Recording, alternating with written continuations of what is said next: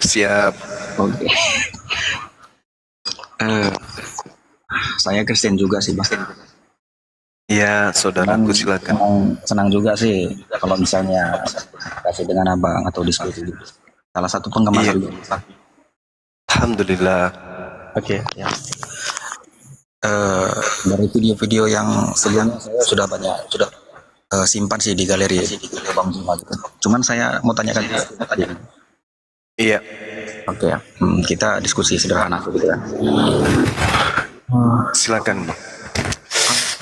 Injil yang langsung aja Bang Zuma ya. Ya, Oke, kalau misalnya ada yang salah bisa dikoreksi lah. silakan. Injil yang ditulis oleh Warakah bin Naubal itu sama nggak dengan Injil Yesus itu, Bang? Kalau misalnya salah, dia kan penulis katanya nih, penulis Injil itu, Warakah bin Naubal. Yang dia tulis ini dapat dari mana Injilnya gitu? Karena Injil ini sudah ada gitu. Itu Anda dapat referensi dari mana Warakah nulis Injil? Ya, gimana? Dapat referensi dari mana Warakah nulis Injil? Putus-putus suaranya. Dapat referensi dari mana Warakah bin Naufal itu menulis Injil, Bang Dio?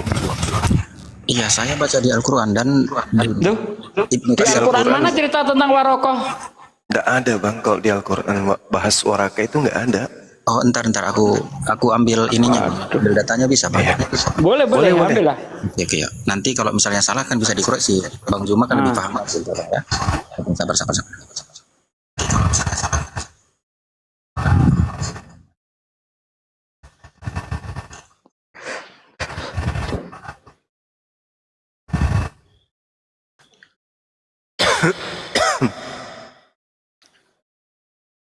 Aku cinta.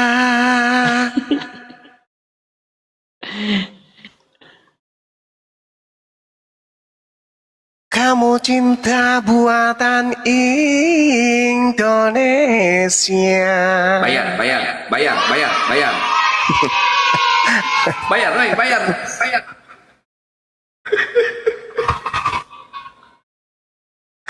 Semangat kali ya.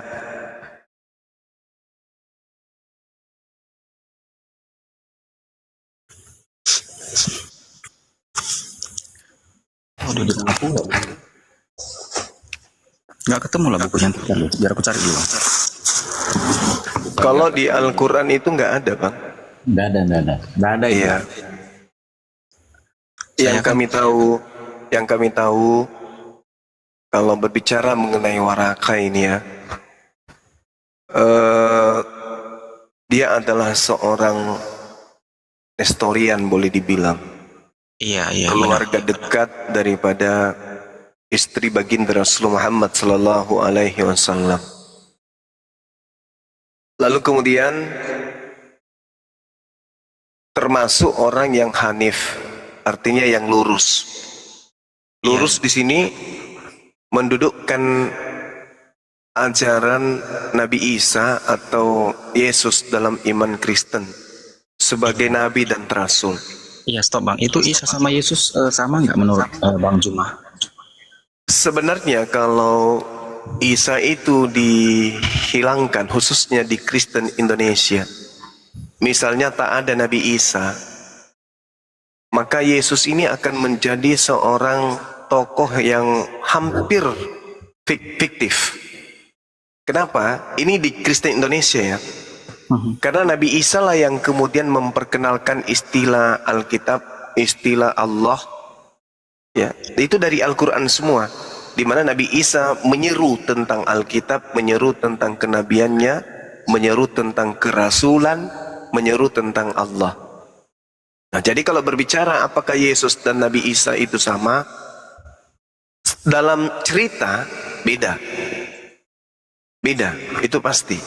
Tetapi ketika kita berbicara mengenai sumber di mana oknum ini berada dan mengajar, maka dia adalah oknum yang sama.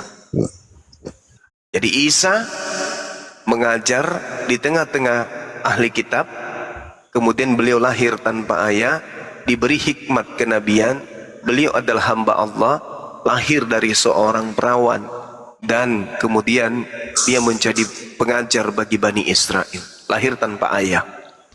Nah, rupa-rupanya di Kristen juga seperti itu. Islam datang mengajar tentang Nabi Isa, Al-Quran datang mengajar tentang Nabi Isa, untuk kemudian memberitakan tentang keadaan Nabi Isa ketika dia datang ke tengah-tengah Bani Israel. Ditolak oleh kaumnya, selain ditolak, juga kemudian dibuatkan makar. Apa itu? Dibuat bagaimana cara kemudian supaya Nabi Isa ini dicelakai. Nah, tidak hanya sampai di situ. Nabi Isa-nya diajarkan oleh mereka sebagai Tuhan selain daripada Allah. Nah, ini Al-Quran datang untuk menyampaikan berita kejadian tersebut. Nah, Islam Kristen itu kemudian bertemu.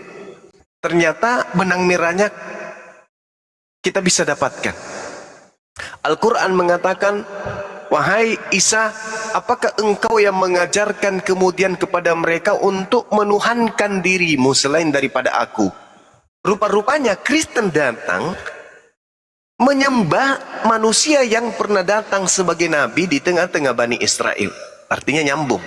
Yang dikatakan oleh Al-Quran berarti Yesus di dalam pendalaman keagamaan Kristen. Seperti itu, Bang. Oke, stop Bang Zuma. Maaf Ya. Bang. Gini Bang.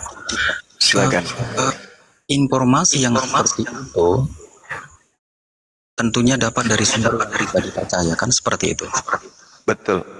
Dari sumber itu dari mana Abang Juma dapatkan gitu. Kalau misalnya dari malaikat Jibril, tentu sudah berbeda lagi ceritanya. Karena begini Bang Juma. Saya lihat video Bang Juma, mungkin sudah banyak juga mengalami Alkitab itu kan. Kalau dalam Alkitab, baik itu malaikat berbicara kepada Adam, baik berbicara kepada Abraham, kepada Musa, kepada Daniel, dan seterusnya, dia berbicara, akulah malaikat. Selalu mengatakan bahwa dia adalah malaikat yang sama, bernama itu. Sedangkan kalau di dalam Al-Quran ini, waktu wahyu diturunkan kepada Nabi, malaikat itu tidak pernah dikatakan bahwa dari Allah gitu. Dia memberikannya, jadi berbeda gitu. Dari mana dia mendapatkan cerita Injil ini? Kalau memang dari Tuhan yang sama, kenapa nggak sama? Misalnya gini, kalau misalnya aku dapat pesan dari Bang Juma, membawakan satu arsip untuk membawakan ke satu negara, dan Bang Juma memerintahkan yang satu lagi untuk membawa ke negara yang satunya, kami membawa sumber yang satu gitu. Tapi ini kenapa berbeda gitu? Oke, boleh saya jawab? Langsung aja Bang Juma, nggak apa-apa, langsung. Oke, baik. Jadi gini, Bung. Ketika Al-Quran menarasikan wahyu dari Allah kemudian terkait penyampaian cerita atau kisah tentang Nabi Isa, apa kata Quran? A'udzubillahi minasyaitonirrajim. Qul nazzalahu ruhul qudusi min rabbik bil haqq. Katakanlah wahai Nabi Muhammad, Roh Kudus menurunkan Al-Quran itu dari Tuhanmu dengan kebenaran. Berarti Roh Kudus yang mewahyukan tersebut tidak mesti memperkenalkan diri, wahai Nabi Muhammad, aku adalah Roh Kudus yang diutus oleh Allah untukmu. Tetapi kemudian qul nazzalahu ruhul qudus mir rabbika bil haqq.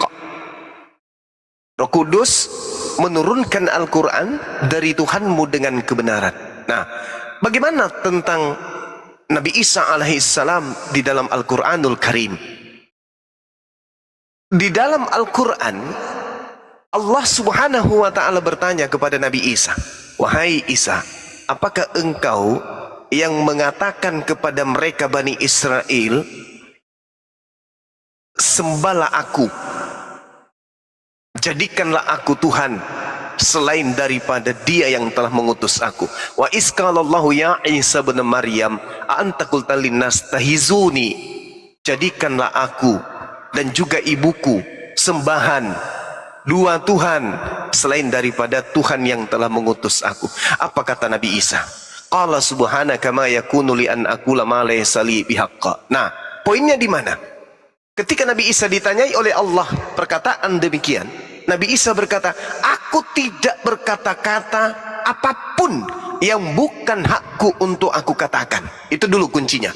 Ternyata di dalam Yohanes 12:49 Yesus sendiri berkata, aku tidak berkata-kata dari diriku sendiri. Apa yang aku katakan adalah apa yang diperintahkan oleh Dia yang telah mengutus aku untuk aku katakan dan aku sampaikan. Itu intinya di situ. Nah, ketika Anda mengatakan kenapa tidak sama antara Injilnya orang Kristen yang adalah Bible dengan yang diuraikan oleh Al-Quran, rupa-rupanya ketidaksamaan itu muncul. Jawabannya disebabkan karena Bible, kitab kanonik, itu hanya hasil penyelidikan orang-orang yang tidak dikenali. Sedangkan Nabi Isa berkata dalam Al-Quran, aku tidak berkata selain apa yang menjadi hakku. Di dalam Yohanes, menurut penyelidikan Yohanes, dia mengatakan Yesus ini berkata, aku tidak berkata-kata dari diriku sendiri, melainkan apa yang menjadi hakku untuk aku katakan dan aku sampaikan. Berarti uraian Nabi Isa dan ucapan Yesus sama. Bagaimana dengan Lukas? Bagaimana dengan Markus? Bagaimana dengan Paulus? Bagaimana dengan kitab Petrus? Bagaimana dengan surah-surah Paulus? Rupa-rupanya surah-surah ini, itu Yesus tidak memberikan legitimasi kepada kitab-kitab tersebut. Dan Yesus tidak pernah mengenal penulis-penulis kitab-kitab tersebut. Artinya, kalau Anda menilai Al-Quran dengan menggunakan Bible, gak nyambung. Karena Bible bukan Nabi Isa punya, bukan Yesus yang punya. Sedangkan kalau kita melihat uraiannya, Yohanes 17:8, segala firman yang engkau berikan telah aku sampaikan kepada mereka. Artinya, ketika Nabi Isa datang di tengah-tengah muridnya, Nabi Isa menyampaikan perkataan-perkataan. Tidak ada murid yang menulis, tidak ada murid yang menghafal. Tidak ada murid yang menulis, tidak ada murid yang menghafal. Lalu dari mana kitab kanonik ini? Contoh ya, Markus dituliskan tahun 64 sampai 67. Matius dituliskan tahun 66. Ada yang mengatakan tahun 80-an kurang lebih. Petrus dituliskan tahun 65. Ada juga yang mengatakan dituliskan tahun 81 sampai 96. Kalau Yohanes sudah jelas tahun 40 sampai 140. Kalau Lukas tahun 62. Ada yang mengatakan ditulis tahun 80 sampai tahun 85. Kitab Wahyu jelas itu ditulis tahun 90 sampai tahun 100. Lalu dari mana mereka dapat materi-materi ini? Yesus tak ada. Sebelum Yesus terangkat ke langit, firman telah kusampaikan semuanya menurut tulisan Yohanes. Berarti dari mana narasumber menuliskan Lukas, kisah para rasul, Wahyu, bla bla bla bla dan seterusnya? Ternyata bukan dari Yesus. Karena Yesus mengatakan, aku tidak berkata-kata dari diriku sendiri. Lukas, aku berkata-kata sesuai dari diriku sendiri, sesuai dengan apa yang kuterima, sesuai dengan apa yang kutemukan, sesuai dengan apa yang kuselidiki. Begitu juga penulis yang lain. Jadi, ketika kemudian Al-Quran berbicara, itu dari Roh Kudus. Nazzalahu ruhul qudusi min rabbika bil haqq. Yang maha melihat adalah Allah, yang maha mendengar adalah Allah, yang maha menyaksikan adalah Allah. Jadi ketika pemberitaannya dari Allah langsung kepada baginda Rasulullah Muhammad SAW, pasti akurat. Tetapi Lukas menulis, Markus menulis, Paulus menulis. Dari mana kita bisa mengatakan itu akurat? Mereka menulis puluhan tahun setelah Yesus. Mereka tidak maha menyaksikan, mereka tidak maha melihat. Jangankan menyaksikan, melihat pun tidak. Jangankan maha mengetahui, sedangkan mereka menuliskan jauh setelah Yesus tak ada di bumi. Lalu gimana dong? Al-Quran mau disingkirkan dengan menggunakan tulisan-tulisan wartawan? Oh, tak mungkin. Yang benar adalah pemberitaan Roh Kudus. Qul nazzalahu ruhul qudusi min rabbika bil haqq. Nabi Muhammad tidak pernah membaca Torah, Nabi Muhammad tidak pernah membaca Injil. Tapi kenapa kemudian pemberitaan-pemberitaan ini muncul di dalam Al-Quranul Karim? Jawabannya, karena wahyu datangnya dari Allah melalui pemberitaan Roh Kudus. Demikian.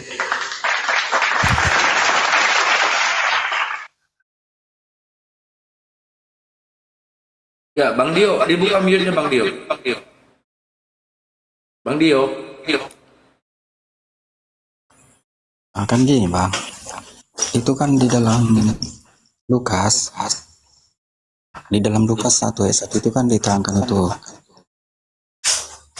Bentar ya, biar aku bacakan itu bang.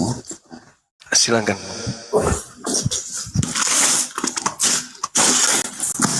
Biar aku bacakan dulu bang. Seperti yang dikatakan Bang Jumat tadi, sumber-sumbernya katanya tidak akurat itu apa ya? Nah, antara coba nanti Bang Jumat bahas ini ya. Katanya kan tidak akurat nih. Lukas 1 ayat 1 ya, Theophilus yang mulia. Banyak orang telah berusaha menyusun suatu berita tentang peristiwa-peristiwa yang telah terjadi di antara kita, seperti yang disampaikan kepada kita oleh mereka yang dari semula adalah saksi mata. Saksi mata Bang Juma ya. Iya.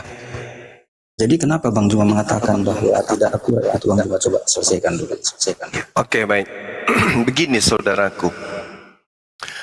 Ketika kemudian ada kejadian yang terjadi, kita jauh dari kejadian ini dan kita mencari titik poin daripada keakuratan pemberitaan. Maka mata rantai pembawa berita harus sampai kepada sumber. Itu pasti. Ini kalau kita mencari kebenaran. Bukan hanya sekedar percaya aja atau menganggap sesuatu itu ya hanya angin lalu saja. Tapi ketika berbicara mengenai keautentikan sebuah pemberitaan karena hal yang penting untuk kita ketahui, apalagi masalah iman, ketika keliru maka kita hancur karena ini iman. Iman berbicara mengenai akhirat selamatnya seseorang. Nah, sekarang kita lihat Lukas 1 yang Anda bawa. Theophilus yang mulia. Pertanyaan pertama, siapa Theophilus ini? Siapa Theophilus ini? Kok dia lebih duluan mulia? Theophilus ini siapa? Pernahkah Yesus menyebut nama ini? Pernahkah Yesus mengenal orang ini? Dan yang penting Anda tahu, ternyata Lukas disusun oleh Lukas hanya untuk seorang bernama Theophilus, bukan untuk orang lain. Bacakan kepada saudara. Theophilus yang mulia, banyak orang yang telah berusaha menyusun suatu berita tentang peristiwa-peristiwa yang telah terjadi di antara kita. Analisa ilmiahnya kemudian adalah pernyataan Lukas itu sendiri. Apa itu? Banyak orang telah berusaha menyusun suatu berita tentang peristiwa-peristiwa yang terjadi di antara kita. Kalau kita ingin mengkaji secara ilmiah, maka kita harus menghadirkan semua tesis yang dihasilkan dari penyusunan berita yang terjadi tentang peristiwa-peristiwa tersebut.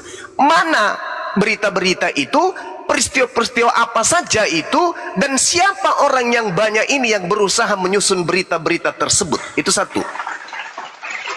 Yang kedua, seperti yang telah disampaikan kepada kita oleh mereka. Mereka ini siapa? Masalah muncul kemudian. Mereka ini adalah dari semula adalah saksi mata dan pelayan firman. Siapa mereka itu dan apa kesaksian-kesaksian mereka? Sejauh mana kebenaran kesaksian mereka? Siapa yang memiliki kedudukan otoritas untuk mensahkan kesaksian mereka bahwa itu benar atau salah? Yang ketiga, karena itu setelah aku menyelidiki, sekarang Lukas menyelidiki. Kapasitas dia sebagai penyelidik itu apa?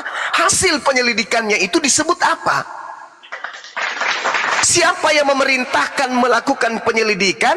Apa tujuannya dia kemudian melakukan penyelidikan? Apa orientasi dia melakukan penyelidikan? Kedudukan hasil penyelidikannya ini disebut apa? Sertifikat, tesis, skripsi, atau apa? Yang keempat, aku mengambil keputusan untuk membukukannya dengan teratur bagimu. mengambil keputusan untuk apa?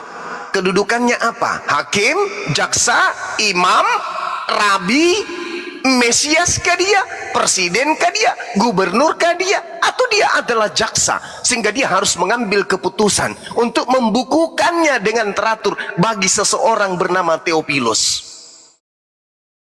Yang kelima, supaya engkau dapat mengetahui bahwa segala sesuatu yang diajarkan kepadamu sungguh benar. Siapa yang menjadi kredit poin plusnya untuk mendudukkan bahwa penyelidikan, susunan, hasil penelitian, dan juga peristiwa dan cerita yang disusunnya dengan teratur ini adalah betul-betul benar.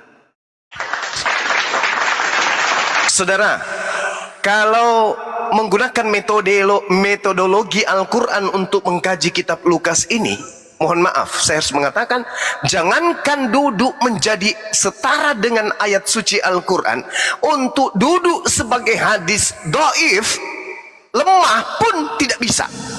Dia hanya bisa duduk setara dengan hadis maudhu, palsu.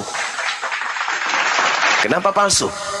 Pertanyaan-pertanyaan saya tadi, dari mana Lukas tahu siapa saksi-saksi, apa kesaksiannya, apa hubungannya dengan Yesus? Saksi ini pernah bertemu dengan Yesus, di mana dia pernah bertemu, siapa yang melihatnya bertemu, apa ucapan mereka, apa tanggapan Yesus, apa ucapan Yesus, apa tanggapan mereka, apa perintah Yesus, apa jawaban mereka. Itu semua unsur harus terpenuhi supaya Lukas bisa duduk sebagai pemberita yang memiliki sanad sahih dari sang sumber. Tapi sejauh saya belajar, pendeta-pendeta belajar, pastor-pastor belajar, mahasiswa sekolah teologi belajar, tidak ada intrik yang kemudian menjadi asas pembenaran secara logika dan akal sehat berdasarkan ilmu, bahwa Lukas ini betul-betul adalah pemberita yang akurat, sumbernya bersumber dari Yesus. Ada? Sama sekali tidak ada. Inilah yang terjadi saat sekarang. Lalu bagaimana saudara Kristen itu bisa beriman, percaya kepada kitab Lukas? Karena dogma, karena doktrin, karena turunan, karena bapaknya, karena kakeknya, karena buyutnya, secara turun-temurun, baik kepercayaannya, prosesi keagamaannya, makanan yang mereka makan, cara ibadah mereka, Tuhan yang mereka sembah, semuanya klop, sehingga menutup kemungkinan untuk mereka belajar selayaknya umat Islam, mengkaji, mentadaburi, meneliti kemudian kebenaran daripada ayat-ayat suci Al-Quranul Karim. Mereka seketika bulat menelan, beriman, percaya, tanpa mereka mentadaburi lebih awal. Itulah yang terjadi sekarang. Tak ada pendeta yang bisa menjawab pertanyaan-pertanyaan yang muncul secara ilmiah dihasilkan daripada paparan kita membaca Lukas 1 ini. Tidak kena juga, nggak nyambung. Oh, nggak nyambung. Tadi kan lalu tolong sambungkan dulu, saksi mana yang memberikan kemudian cerita-cerita dan peristiwa-peristiwa yang menjadi rujukan referensi tulisan Lukas. Sebutkan satu nama. Saksi mata kan Ya, sebutkan namanya.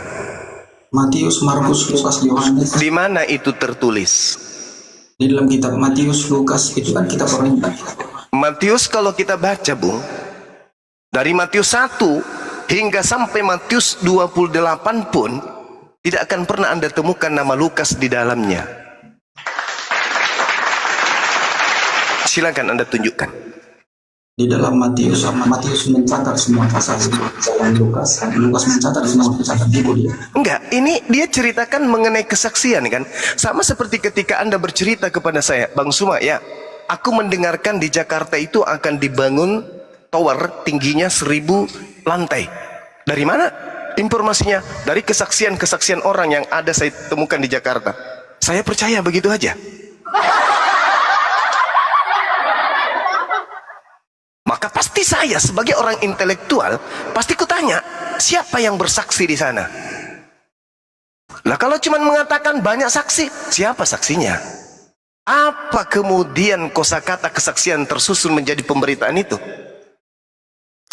Inilah yang dialami oleh kitab saudara. Putus. Benang merah tidak ada sampai kepada murid Yesus. Jadi 12 murid tidak saksi. Mana kesaksian 12 murid? Di mana tertulis itu? Itu aja dulu. Itu pada waktu Yesus mengatakan kamu adalah saksi sampai ujung bumi, itu udah saksi mereka 12 rasul. 12 murid saksi kenabian, saksi pengajaran. Sekarang yang tertulis dalam narasi Lukas itu dihasilkan dari mana? Dari saksi. Mana benang merahnya? Benang merah, mana benang merahnya? Itu kan sudah jelas gitu. Misalnya kalau Bang Juma bersaksi gitu, apakah perlu ditampilkan lagi saksi pendukung Bang Juma? Kalau memang Bang Juma sudah cukup saksi, itu gimana sebenarnya maksudnya? Ya, ini mungkin cukup saksi. Mungkin saksinya Lukas ini ada jutaan, mungkin. Makanya dikatakan di sana banyak orang menyusun suatu berita, banyak orang. Tapi nah, sekarang inilah yang informasi seperti itu. Sekarang kalau Anda membawa berita ke kantor polisi, Pak, di situ banyak saksi. Polisi membenarkan, oke. Kapan Anda bisa menghadirkan saksi-saksi tersebut? Jawaban Anda, upaya Anda, tindakan Anda apa? Pokoknya banyak, Pak. Siapa? Banyak, Pak, pokoknya. Udah, polisi akan ketuk palu. Orang ini nggak bisa dipercaya. Kalau cuma mengatakan banyak saksi kejadian, ada Pak yang banyak kok melihat, bukan cuma iya siapa? Menyebut nama sekalipun, misalnya yang melihat diantaranya bom-bom yang mana? Tinggal di sini. Coba kau jemput, suruh datang besok. Nah, kesaksian si bom-bom harus seirama dengan narasi yang saudara buat. Kalau tidak, bohong. Nah, ini jangankan menghadirkan saksi, jangankan menyebut apa bunyi kesaksiannya, menyebut nama saksi saja kagak bisa. Lalu ini mau dipercaya?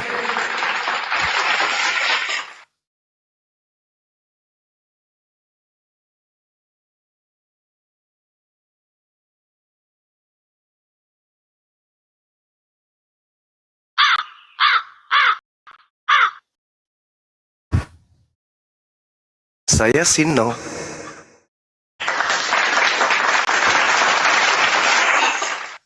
Kecuali kembali kepada gereja. Kami jemaat gereja Bang Suma, apapun yang terjadi inilah iman kami. Ya sudah, selesai kita.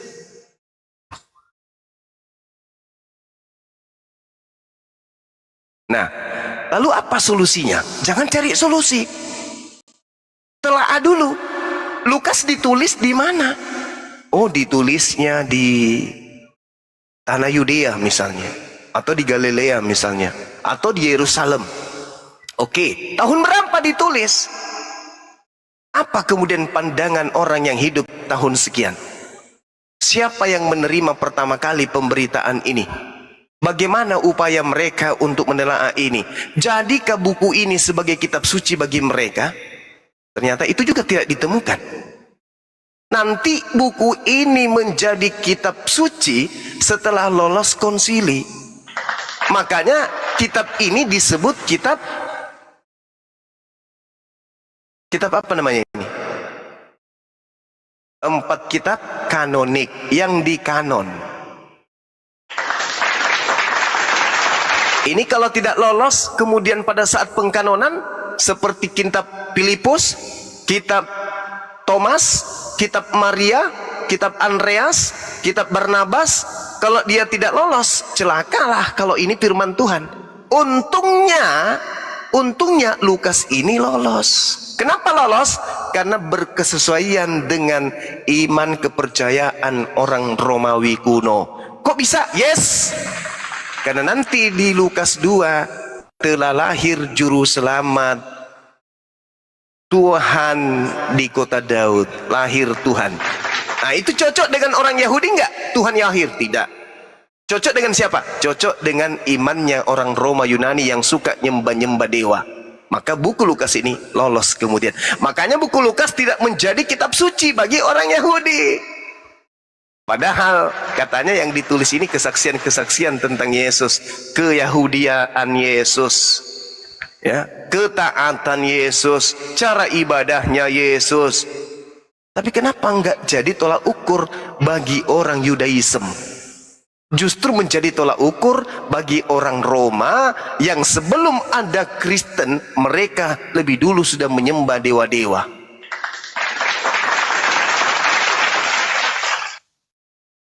Ya, saya sih mengatakan kalau saudara Kristen ini belajar Bible, pasti ada potensi untuk ya minimal agnostik.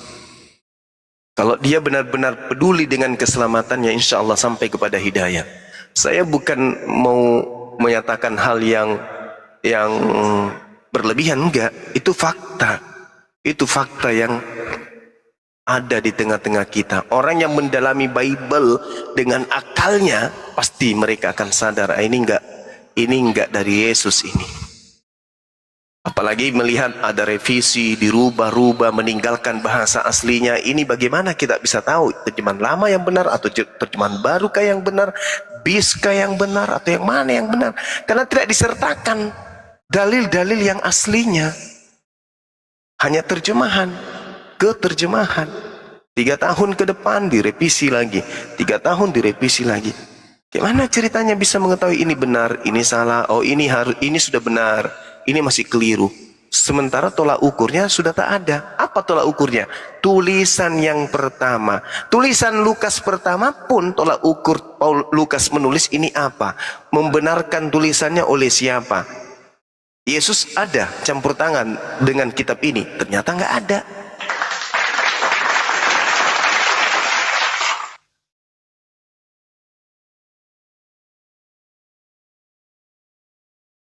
Jadi semuanya kita kembalikan kepada akal kita masing-masing. Mudah-mudahan jawaban saya ini kemudian bisa menjadi acuan saudara untuk memperdalam lagi Bible. Karena Bible, kalau kita kaji, Bible akan memuntahkan kemudian ya fakta yang tertuang di dalamnya berdasarkan dengan akal dan juga iman yang saudara-saudara Kristen pegang hari ini.